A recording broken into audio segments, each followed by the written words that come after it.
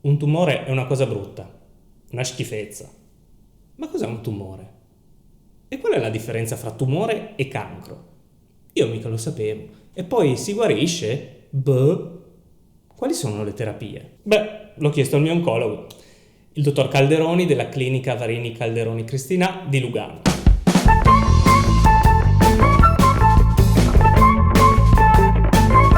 Dunque, cos'è un tumore? Allora, un tumore nasce dalla perdita di controllo sulla divisione cellulare. Le nostre cellule normali vengono normalmente controllate attraverso diversi sistemi per quanto riguarda la loro riproduzione, per cui hanno dei momenti in cui vengono stimolate a riprodursi, momenti in cui vengono stimolate a rimanere ferme o perfino a morire. Quando questi meccanismi vengono a mancare, una cellula comincia a riprodursi in maniera infinita, per cui cresce una massa tumorale. Ok, e qual è la differenza fra tumore e cancro?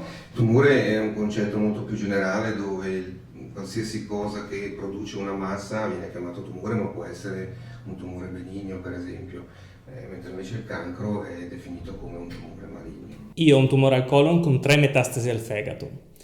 Il mio che tumore è? Il suo caso è purtroppo un tumore maligno e ce lo dimostra il fatto che questo tumore invade i tessuti circostanti dove è nato e produce delle lesioni a distanza, per cui delle cellule scappano dal tumore primario attraverso il sangue e vanno a finire in altri organi. Al momento della diagnosi scatta il panico. Poi però piano piano uno ne viene fuori, mette assieme i cocci e gli viene proposta una terapia. La buona notizia per me è che la terapia è curativa. Come mai un tumore al colon ad uno stadio così avanzato con delle metastasi può essere curato?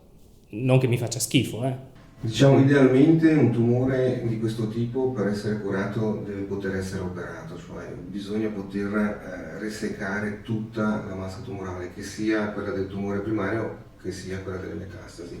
E nel suo caso questo è fondamentalmente possibile, cioè le metastasi non sono così tante, non sono così sparse nel corpo da non permettere una chirurgia, e questo è quello che ci dà la chance curativa. Ecco, a me ha potuto dare una notizia positiva.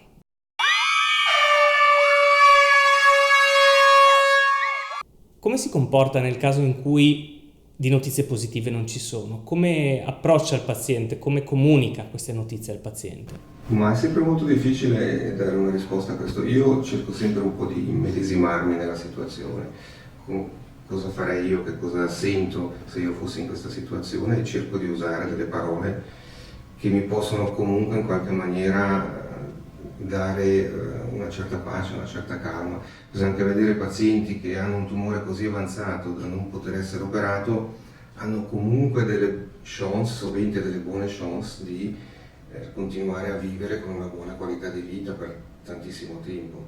Ecco, non vuol dire il fatto di non poter arrivare a sconfiggere completamente il tumore, non vuol dire che uno necessariamente debba poi soccombere a questo tumore. Cosa si può dire a qualcuno che in questo momento guarda il video e si trova nella stessa situazione in cui io mi sono trovato l'8 luglio, cioè panico assoluto?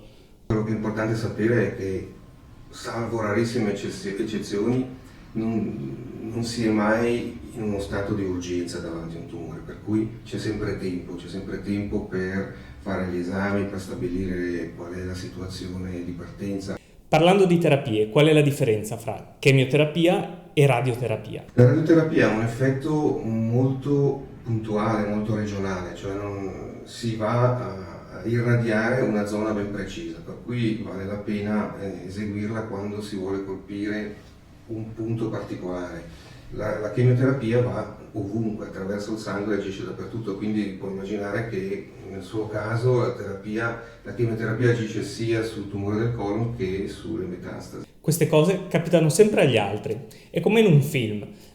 Sì, esistono, ma non ci toccano personalmente, fino a quando non capitano a te. Cosa si sente di dire alle persone che oggi sono sane, ma che magari hanno dei dubbi e che sono interessate alla prevenzione? Diciamo, la prevenzione, quello che conta molto è accertarsi se in famiglia ci sono più membri che si ammalano di tumore, quello che potrebbe eventualmente far pensare ha un'origine ereditaria, in quel caso vale la pena parlarne con un oncologo o con un genetista.